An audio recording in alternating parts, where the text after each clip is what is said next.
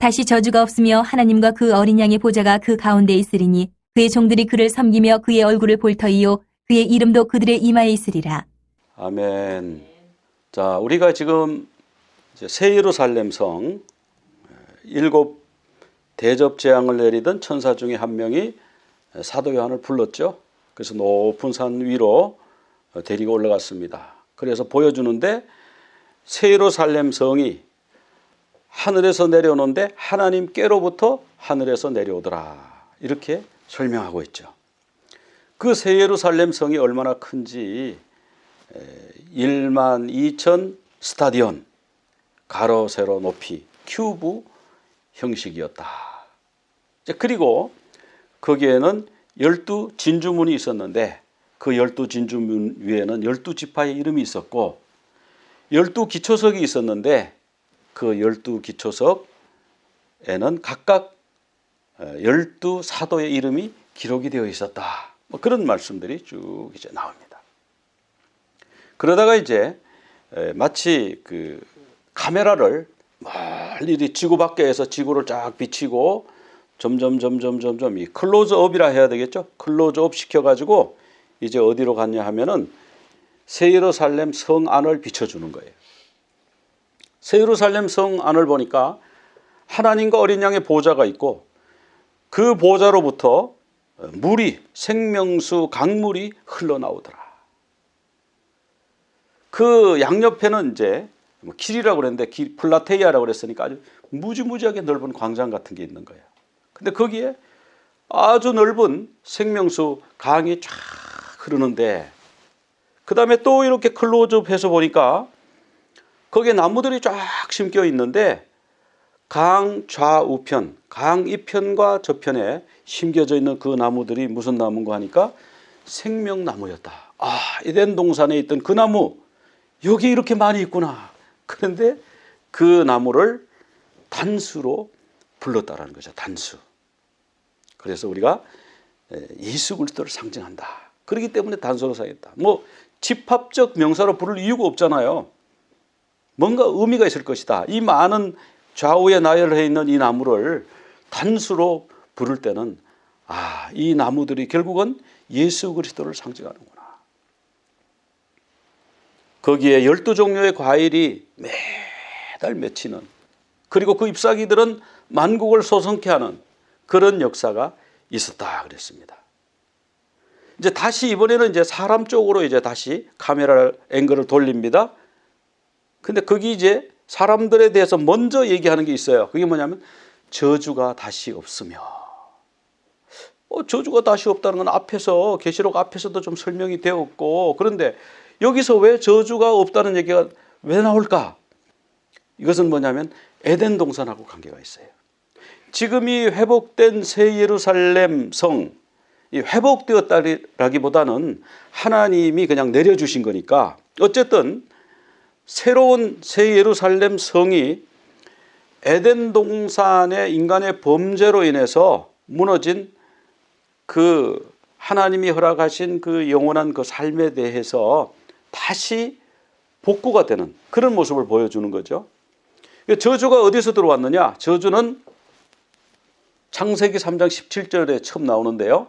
땅은 너로 말미암아 저주를 받고. 자, 그 전에 스토리는 여러분이 잘 아시죠? 아담과 하와가 선악과를 따먹었습니다. 하와가 먼저 사탄의 뱀의 꼬임을 받아서 하나님이 금하신 선악과를 보니까 와, 이거 먹으면 하나님처럼 되겠네. 그래가지고 사탄이 또 하나님처럼 된다고 속였어요. 그래서 아, 그래? 그럼 나도 한번 먹어봐야 되겠다. 먹고 남편에게 주고. 그러고 나서 보니까 자기들이 벌거벗은 것이 느껴지고 하나님이 두렵고 수치스럽고 그러니까 나뭇잎으로 몸을 가리고 나무 밑에 숨었잖아요. 그러니까 하나님이 아담아 네가 어디 있느냐 이렇게 나타나서 아담을 부르셨죠. 그래서 하나님이 이제 하나님이 명하신 반드시 그걸 먹으면 죽으리라고 그랬는데 그걸 먹어버렸으니까 그 죽음이 들어왔습니다. 그리고 죄가 들어오고 그리고 저주가 들어왔어요. 그런데 이 저주가 사람에게만 머물러 있지 않고 땅에게까지 저주가 흘러들어갔어요. 그래서 땅이요, 농사를 아무리 열심히 지어도요 계속 병충해가 생기는 거예요. 계속 벌레를 먹는 거예요. 벌레만 잡으면 되는 줄 알았는데 또 뭐 진딧물도 있고, 그것도 잡으면 되는 줄 알았는데 뭐 바이러스도 있고, 하여튼 별별 종류의 병들이 생겨가지고 그 곡식에 곰팡이도 생기게 하고, 곡식이 못 자라게 하고, 쭉정이가 나오게 하고. 그러니까 사람들이 어떻게 하는 거예요? 그러니까 막 농약을 잔뜩 쳐가지고, 그래서 뭐 바이러스나 벌레들은 죽었지만 그 농약 묻은 거 사람이 먹으면 또 어떻게 되죠? 또 사람 몸에 뭐 암도 생길 수 있고, 이 저주가 계속 악순환이 막 계속되는 거예요. 이게 어디서부터 들어왔냐 하면은 아담과 하와의 범죄로부터 들어온 것을 창세기 3장 17절에서 말씀하고 있죠. 땅은 너로 말미암아 저주를 받고 너는 평생 수고하여야 그 소산을 먹으리라. 그러니까 막 계속 심어놓으면 쑥쑥쑥 자라야 되는데 안 자라는 거예요. 비료치죠. 또 비료치서 좀 자라는 것 같으면 뭐가 와서 다 따먹어버리고 다 썩어버리고 쭉정이 생기고, 이러니까 막 농약 쳐야죠. 계속 움직여야 먹을 것을 얻도록. 그렇게 지구 구조가, 땅이 그렇게 되어버렸다는 거예요. 근데 이 저주 중에서 가장 큰 저주는 사망의 저주잖아요. 근데 이 저주를 우리 주님이 해결하셨다. 어떻게 해결하셨는가? 나무에 달려서 해결하셨다. 나무에 달린 자마다 저주 아래 있는 자라. 나무에 달린 자는 저주받은 자인데 예수님이 우리 대신 저주를 받으심으로 율법의 저주에서 우리를 속량하셨다. 그래서 이제는 새 예루살렘 성에는, 천국에는 다시는 저주가 없게 되었습니다. 그리고 하나님과 어린 양의 보좌가 그 가운데 있고요. 그리고 그 속량받은 사람들은 그를 섬기며, 이렇게 나와요. 그를 섬기며가 헬라어로 보면 라트레이아예요. 라트레이아는 뭐냐 하면은 일입니다. 일, 사역. 서비스 렌더드 투 갓. 하나님한테 제공해드리는 봉사예요. 하나님 앞에 드리는 봉사, 섬김. 이제 그런 것을 라트레이아라 그러는데, 이것이 이제 예배로도 번역되기도 했어요. 사도행전 26장 7절에서는 그냥 섬김으로 번역이 됐고요. 로마서 12장 1절에서 너희 몸을 하나님이 기뻐하시는 거룩한 산 제물로 드리라. 이는 너희가 드릴 영적 예배니라. 이랬을 때 이것은 라트레이아예요. 또 마지막 시대가 되면은 사람들이, 예수 믿는 사람들을 박해하게 되는데, 이 박해하는 것이 하나님의 일이라고 생각한다는 거죠. 자, 이렇게 하나님의 일을 거기서 하게 될 것이다. 근데 우리가 이제 예배하고 하나님 일하고 좀 비슷해요. 그런데 달라요. 용어도 다르고. 하나님을 섬기는 일은 라트레이아고요. 하나님 앞에 그냥 예배 드리는 거는 프로스퀴네오라고 하는 단어를 쓰거든요. 자, 프로스퀴네오는 뭐냐 하면은 그냥 쉽게 개념을 말씀드리면 그냥 절하는 거예요. 절하는 거. 경배하는 겁니다.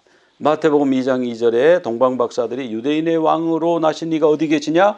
우리가 동방에서 별을 보고 왔는데 그분에게 가서 경배를 하겠다. 이런 말씀이 나와요. 이때 프로스퀴네오. 그 동방박사들이 그 집을 찾아 들어갔습니다. 그래서 모친 마리아와 아기 예수님이 있는 것을 보고 그 앞에 엎드려 아기께 경배하고, 이것이 이제 프로스퀴네오예요. 마태복음 8장 2절에서는 나병 환자가 나와서 절하며 할 때 프로스퀴네오를 썼거든요. 그러니까 천국에는 가면 우리는 거기서 뭐 찬송 부르고 뭐 예배하는 것밖에 없겠다. 우리가 그렇게 했잖아요. 근데 계시록에서는 프로스퀴네오가 아니고 라트레이아를 썼어요. 이건 뭐냐면 그 예배 말고 또 일이 있다. 즉 우리가 이제 이것을 어떤 개념으로 생각하면 되냐 하면은, 목사님들이 예배를 할 때 목사님이 설교가 갑자기 탁 선다고 나오는 게 아니잖아요. 설교 준비를 해야 되잖아요. 또 반주하는 분은 뭐 갑자기 그냥 몇 장 해가지고 그냥 치는 게 아니잖아요. 몇 장 치는지 이렇게 들어가지고 미리 준비하잖아요. 또 예배당에 와서 의자도 정리하고 청소도 해놓고 마이크도 세팅해놓고 이런 일을 하잖아요. 이거 자체는 예배가 아니죠. 이거 자체는. 뭐 의자 치우는 거를 예배라고 할 수는 없잖아요. 그런데 이것은 라트레이아예요. 이것이 없으면 예배가 안 되는 거예요. 왔는데 앉을 의자가 없어요. 의자에 막 지저분해요. 앉을 수가 없어요. 그 예배 못 드리잖아요. 왔는데 피아노가 고장 났어요. 그 피아노 아무리 치고 싶어도 못 치는 거죠. 그 라트레이아가 없었는 거예요. 마이크가 안 돼요. 그러면 목사님 설교하는데 뒤에 있는 사람 안 들리잖아요. 그 예배가 안 되는 거예요. 그래서 예배가 잘 되도록 돕는 이런 일들이 이제 라트레이아인데, 이 섬긴다는 뜻인데요. 이 섬긴다는 뜻은, 이 말은 뭐하고 닮았냐 하면은 구약의 제사장들이 성막에서 하나님을 섬겼어요. 우리는 제사장들이 성막에서 하나님을 섬겼다 그러니까 양 잡아갖고 제사 지냈네, 여기까지 생각하는 경향이 많아요. 그런데 양을 잡아서 속죄제나 속건제나 화목제나 이런 것을 드리는 행위를, 제사를 하기 전에 얼마나 많은 준비가 필요할까요? 번제단에 계속 나무를 떼가지고 24시간 불이 꺼지면 안 돼요. 계속. 그리고 또 나무가 타면 또 재가 생기잖아요. 그럼 재를 긁어갖고 버려야 되는데 아무 데나 버리면 또 안 돼요. 재 버리는 데가 따로 있어요.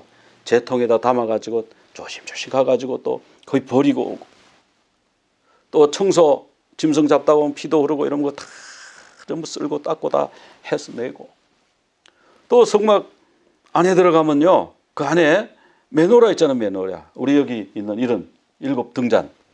그럼 여기에 올리브 기름을 붓는데, 올리브 기름이 그냥 영원히 계속 타는 게 아니죠. 조금 시간 지나면 이게 기름이 다 소모가 돼가지고 불이 꺼져요. 그래서 계속 들어가서 시간마다 올리브 기름을 부어줘야 돼요. 또 그 심지가 있잖아요. 심지가 그러면 이게 타가지고 새까맣게 되면요, 끓음이 나고 불이 꺼지든지 뭐 불편한 일이 생기니까 또 심지를 잘라줘요. 심지를 탁 잘라줘요. 24시간 이거 돌봐야 되는 거예요. 뭐 몇 시간 만에 와서 해봤는지, 그거 돌봤는지는 모르지만 하여튼 24시간 이거를 켜져 있어야 되니까. 또 분향단에도 24시간 향이 올라가고 있어야 되거든요. 그래서 불이 꺼졌는지 안 꺼졌는지 계속 그걸 살펴야 되는 거예요. 이런 준비가 있을 때에 성막의 일이 돌아가는 거지, 그냥 뭐 넋놓고 있다가 뭐 실컷 자고 있다가 양 가지고 왔습니다, 제사 드려주세요 하나님 앞에, 근다고 제사장들이 후닥닥 일어나갖고 막 제사 지내려고 그러면 제사가 되느냐? 안 된다고요. 그럼 만약에 비유를 들자면, 제사 드리는 거는 프로스케니오라고 한다면, 그 외에 제사가 돌아가도록 하는 모든 활동들은 라트레이어라고 할 수 있다고요.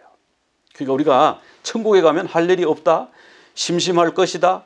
저도 한때 그런 생각 해봤어요. 천국에 가면 뭐 찬송만 부르고 뭐 흰 옷 입고 맨날 왔다 갔다 하면 아이고 심심해라, 영원히 그런다는 걸 심심해라 이런 생각했는데요.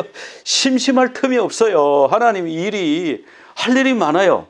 근데 이 땅에서는 일하다가 막 힘도 들고 피곤하고 막 이런데, 천국에서 이런요, 피곤하지가 않는 거예요. 할수록 기분 좋은 거예요. 여러분 일하면 기분 좋은 거 있죠. 아이들이 뭐 일을 하고 칭찬 들으면 기분 좋아가지고 막 계속 그거 하려고 그러죠. 이거 뭐 좋은 일이 아닌데도 애들이 그거 하고 칭찬 받으니까 막 내가 해요, 내가. 그래가지고 잘 하지도 못하면서 막 하는 거예요. 막 끙끙거리면서 땀 흘리면서 막 하는 거예요. 그러면 뭐 아빠나 엄마, 할아버지, 할머니가 아이고 잘했다 칭찬하면 막 신나갖고 또 일 주세요, 또 일 주세요 막 그러잖아요. 그런 것처럼요, 천국의 일은 막 신바람이 나는 거예요. 하고 나면 또 하고 싶고, 할 게 더 없나, 막 이런 일 자체가 노는 것보다 더 재미있는 거예요. 이게 라트레이아인 거예요. 그래서 이제 성막의 제사장들이 섬기는 것은 히브리어는 이제 아바드라고 그래요. 아바드 또는 뭐 아보다, 이거는 이제 명사형인데, 창세기 2장 15절에 보면은 아담이요, 무슨 일을 했을까? 우리는 아담이 동물의 이름 지었다. 이거는 우리가 다 아시죠? 그런데 또 새로운 단어가 하나 있어요. 이것도 꼭 알아놓으면 좋아요. 창세기 2장 15절에 보면 에덴 동산에 두어 그것을 경작하며, 이런 말씀이 나요. 경작하며 지키게 하고. 우리가 뭐 동물 해놓고 뭐 아담과 하와가 다니면서 저건 사자라고 부르자, 이건 코끼리라고 부르자, 뭐 이것까지 우리가 생각하는데, 경작했다는 거는 생각을 못 하거든요. 경작이 뭐죠? 경작은 농사 짓는 거 아니에요. 그럼 아담이 그 농사 지었나? 아이고 뭐 거기는 그냥 뭐 과일 나무가 그냥 철철이 막 계속 열리고 그냥 따먹기만 하면 되는 거 아닌가? 2 사람 사는데 농사 지을 게 뭐 있나? 근데 여기요, 이 경작하며를 원어로 보면 아바드예요. 아바드구나. 섬긴다는 뜻이구나. 에덴 동산을 그냥 섬긴 거예요. 뭐 그 섬기는 거는 뭐 땅을 파는 것도 섬기는 걸 수도 있고 또 뭐 다니면서 동물을 쓰다듬으면서 너 이쁘네. 아이고 둘이 사이 좋네. 뭐 이렇게 칭찬해 주는 것도 아바드가 될 수 있잖아요. 에덴 동산이 잘 돌아가게 하는 모든 일을 책임지고 살피는 일, 다스리는 일, 이런 일이 아바드잖아요. 이게 신약에 오면 헬라 말로는 라드레이아가 되는 거예요. 사역한다. 섬긴다. 그래서 아담의 직무가 하면 에덴 동산을 섬기는 거였어요. 하나님을 섬기고 에덴 동산을 섬기고 이것이 아담의 직무였습니다. 근데 이것이 이제 제사장에게로 가면 제사장이 성막에서 봉사하는 것. 아담의 직무나 제사장의 직무나 비슷했다는 거예요. 그래서 사람들이 아담은 최초의 제사장이었다. 저는 그 해석이요 굉장히 좋다고 생각해요. 맞다고 생각해요. 아담이 최초의 제사장이죠. 뭐 하나님 가까이 옆에서 하나님 섬기면서 하나님께 예배드리고 제사드리고 그런 일을 했으니까 그걸 우리가 생각할 때 아니 에덴 동산에 뭔 성전이 있길래 그 제사장이 필요해요. 이렇게 여러분 질문하시는 분이 계실 수 있어요. 근데 그거는 뭐냐면요. 자꾸 건물 성전을 생각하기 때문에 그래요. 성경이 보면요. 창세기부터 요한계시록까지 쭉 나오는데 예수님도요. 건물 성전은 무너지나 46년 된 거 무너져도 내가 사흘 만에 성전을 다시 세우겠다. 우리 예수님 말씀하신 거는요. 건물이 아니에요.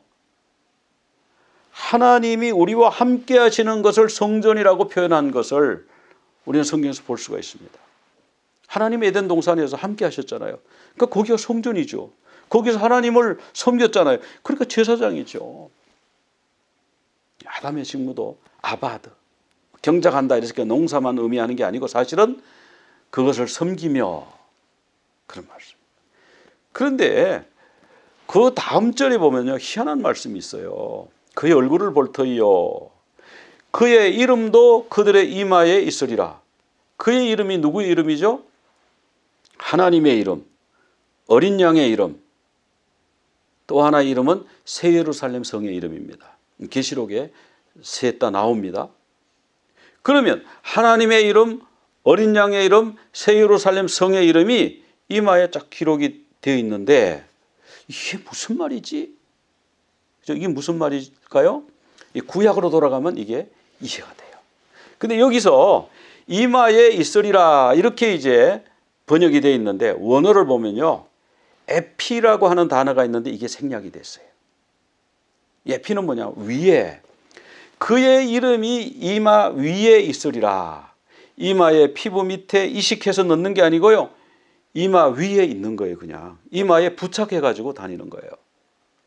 근데 그거는 구약이 어디 나오냐 하면은 출애굽기 28장에 가면 나오는데 이 제사장이 아주 화려한 옷을 입지 않습니까? 입고 머리에 흰 관을 써요.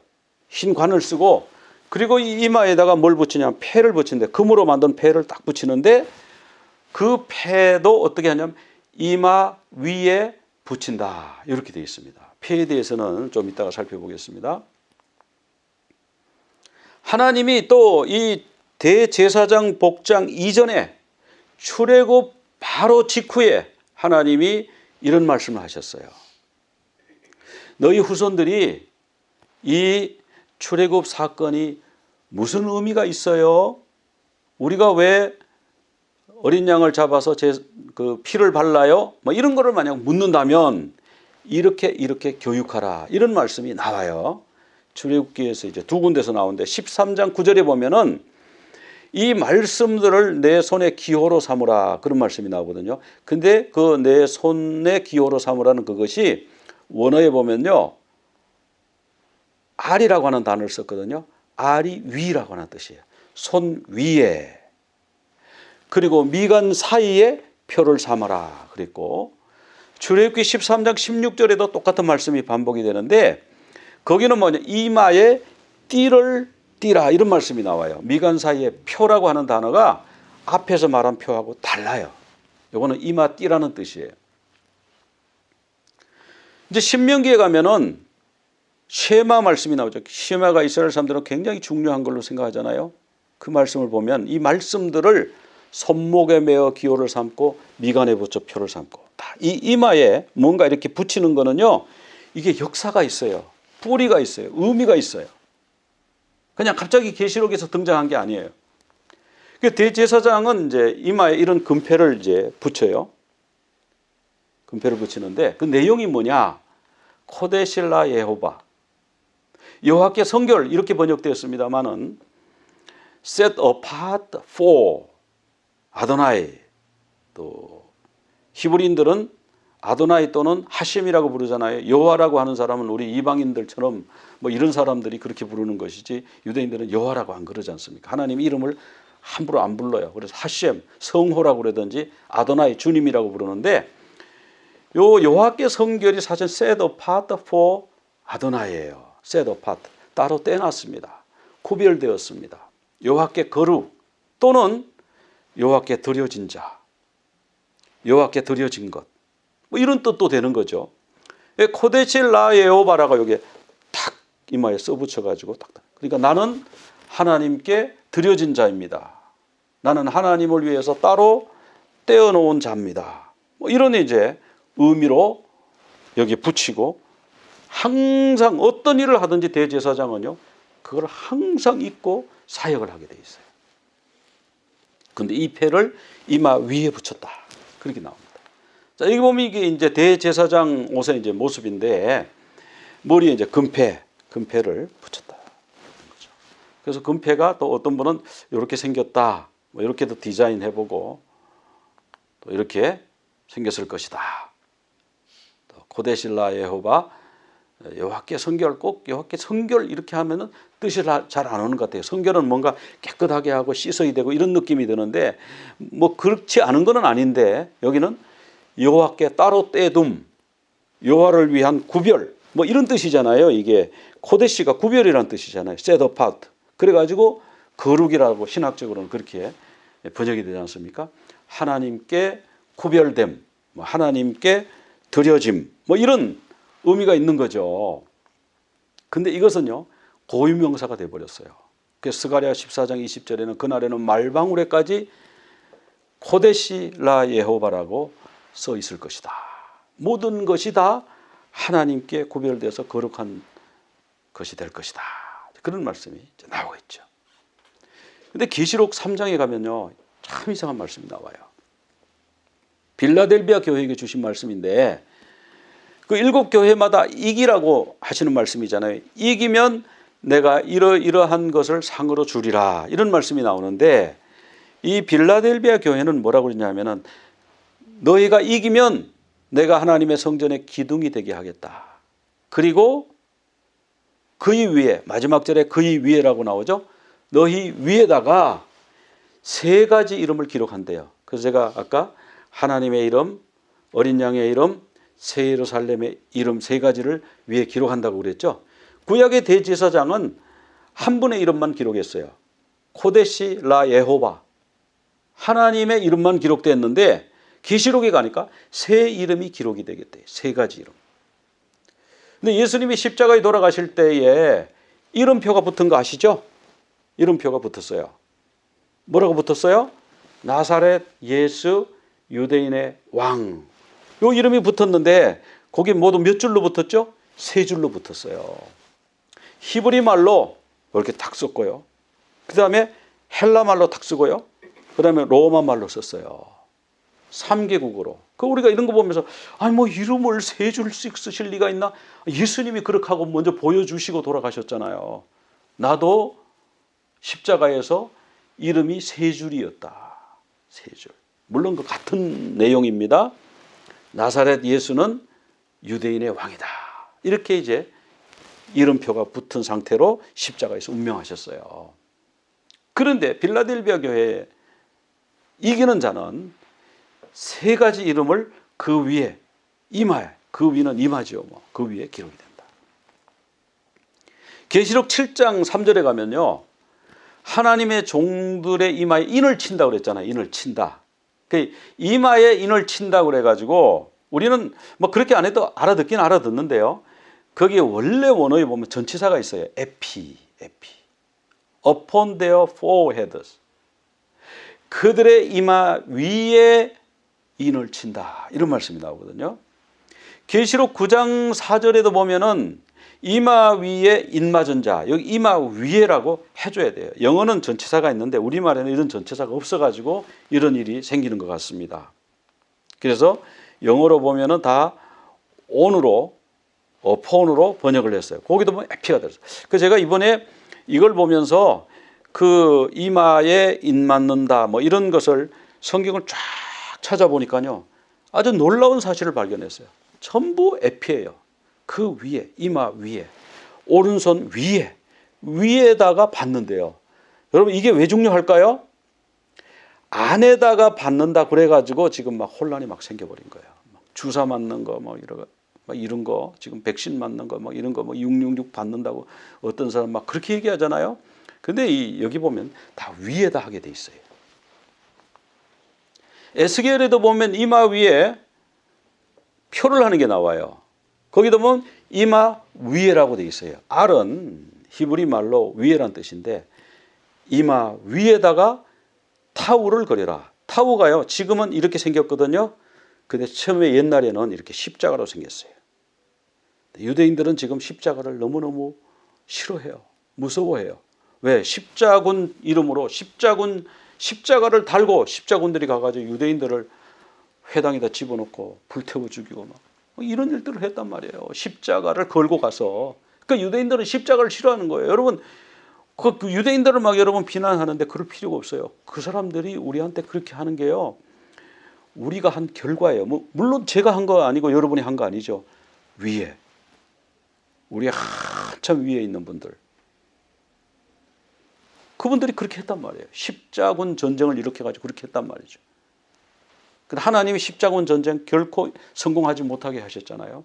그 잘못된 전쟁이었으니까. 그런데 여기 에스겔에도 보니까 성읍을 다니면서 이 탄식하는 자, 하나님 나라가 이렇게 됐어요. 교회가 이렇게 됐어요.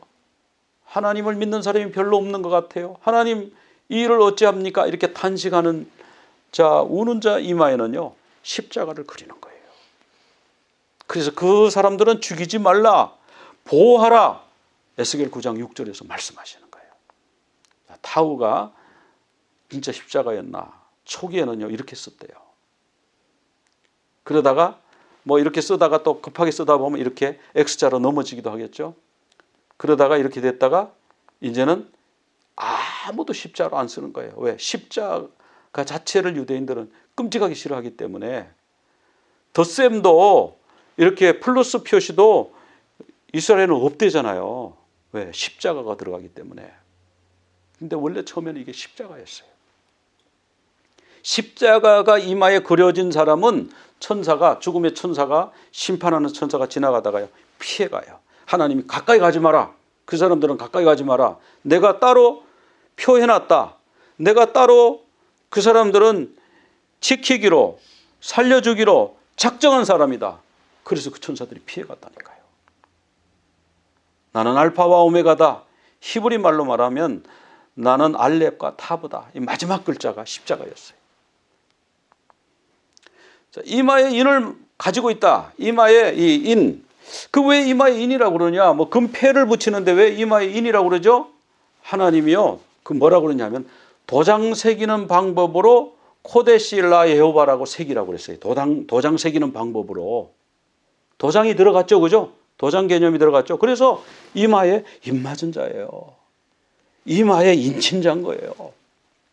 그런데 이것은 하나님만 그렇게 하는 게 아니라 사탄도 흉내를 내가지고요. 사탄도 666을, 짐승의 표를, 그를 추종하는 자들의 이마 위에와 손 위에 표를 줍니다.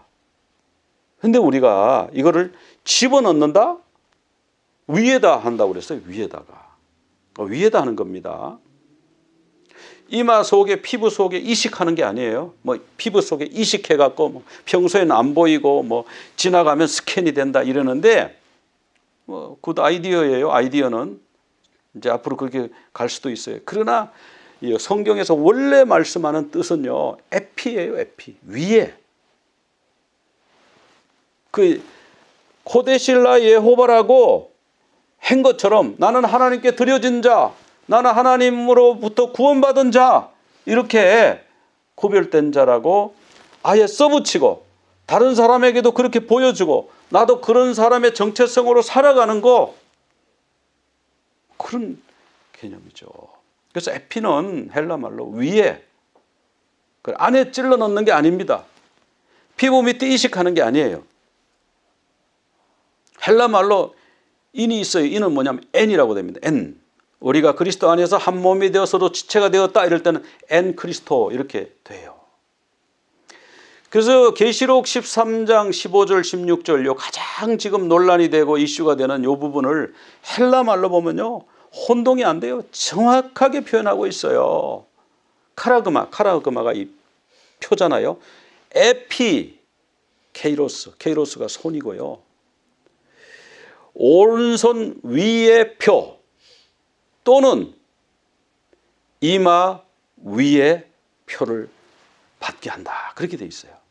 근데 킹제임스는 번역할 때 이것을 에피를 인으로 번역해 버린 거예요. A mark in their right hand or in their forehead. 그들의 오른손 안에, 그들의 이마 안에 표를 받게 하고, 그래서 사람들이 보니까요, 킹제임스의 인이라고 그랬습니다. 그러니까 주사 맞으면 그거 666 받는 거예요. 그래가지고 그거 아닌데요. 그럼 또 사람들이 막 싫어해요. 막 혐오해요. 아니, 왜 성경 말씀을 부인하시냐고. 막 또 이렇게 하는 거예요. 그리고 그렇게 그 사람을 보고 부인한다, 인정한다 그러지 마시고 원어를 보세요. 원어를 보면은 N이라고 됐으면 저는 당연히 인이라고 주장하죠. N이 아니고 에피예요. 위에, 오른손 위에. 그런데요, 여러분, 어떤 사람은 킹제임스가 정확무호하고 변개되지 않았고 나머지는 다 변개된 가짜라고 그러는데요. 여러분, NIV는 뭐라고 번역했는지 한번 보세요. A mark on his right hand or on his forehead. 어떻습니까? 이거는 정확하게 번역했잖아요. 그러니까 킹제임스가 너무 우월하다, 정확무호한 번역이다, 그런 주장을 제발 좀 하지 말아 주셨으면 좋겠어요. 그냥 번역본이에요. 킹제임스도 번역본이고 NIV도 번역본이고 한글 개혁성경도 번역본이고 개정도 번역본이고 새번역 성경도 번역본이고, 그러니까 번역본은 여러 개 놓고 그냥 봐요. 조금 다를 수도 있어요. 어떻게 정확하게 번역을 합니까? 번역이 다 조금 다르죠. 중요한 거는 그 기준은 원어를 봐야죠. 원어. 히브리어 성경하고 헬라어 성경에 전치사를 뭐라고 썼나? 무슨 단어를 썼나? 그걸 봐야죠. 그럼 히브리인들이 번역한 성경이 있어요. 올소독스 주이시 바이블이라고, 우리식으로 말하면 정통 유대인 성경이라는 게 있는데, 거기 보면 타브가 그 십자가 표라고 그랬죠. 그 타브가 on the yad yamim, 오른손, 여기서 중요한 거는 초록색 칠한 on이 중요합니다.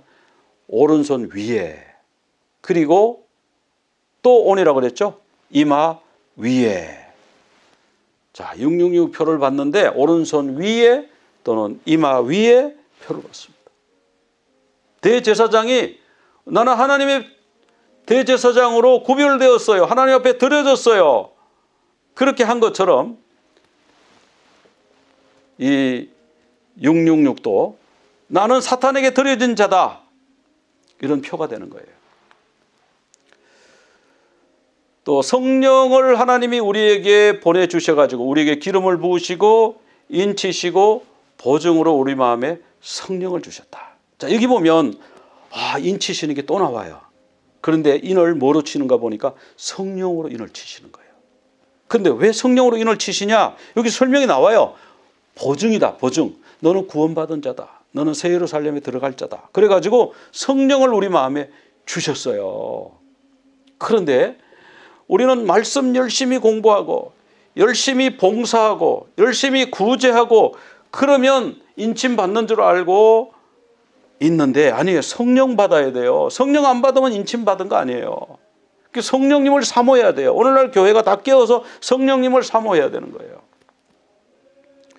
계시록 14장에도 보면은 그들의 이마 위에 에피 14장 9절에도 이마 위에 손 위에 다 손 위에 이마 위에 그렇게 되어 있습니다. 그리고 성령님을 우리에게 보증으로 주셨고 또 에베소서 1장 13절에 약속의 성령으로 인치심을 받았다. 자, 복음을 듣고 여기 나오죠. 그 안에서 너희도 진리의 말씀 곧 너희의 구원의 복음을 듣고 그 안에서 믿어. 자, 우리가 듣고 믿었죠. 그 다음에 또 다음 단계 뭐예요?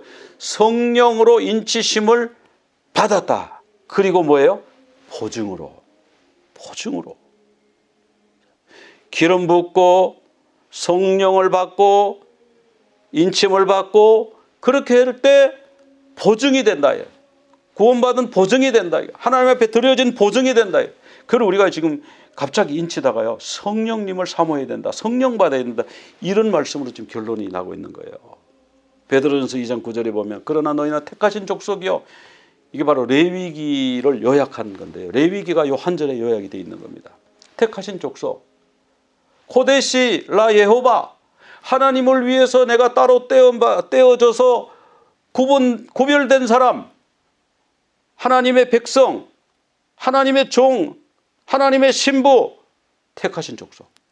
그리고 왕같은 제사장들이라고 그랬죠. 자, 여기 제사장 드디어 나오잖아요. 제사장은 이마에 표를 붙입니다. 그리고 거룩한 나라, 그의 소유가 된 백성이다. 이게 바로 레위기 내용인데요. 여기서 이 제사장들은요, 진짜 훈련을 열심히 받거든요. 그 우리가 이 영적 훈련을 많이 받아야 돼요. 제사장들 훈련을 받아야 돼요.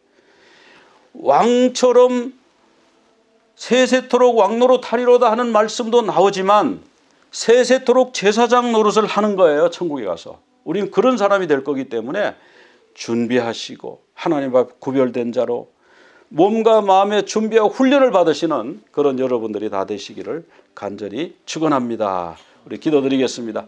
하나님 아버지, 오늘 귀한 말씀을 통해서 그 제사장의 이마에, 대제사장의 이마에 붙이고 다녔던 그 패, 코데실라 예호바, 나는 하나님을 위하여 구별된 자입니다. 하나님을 위하여 섬기는 자입니다. 그 표를 붙이고 하나님 앞에서 기쁨으로 즐거움으로 봉사했던 것처럼 천국에 가면 우리도 주님께 봉사하고 섬기는 귀한 기쁨의 일을 감당할 것을 알려주셨습니다. 주님, 저희들이 이 소망 가지고 이 세상의 모든 시험 환난 이기고 준비되는 저희들 다 되게 하여 주시옵소서. 감사하며 예수 그리스도 이름으로 기도드리옵나이다. 아멘. יברכך אדוני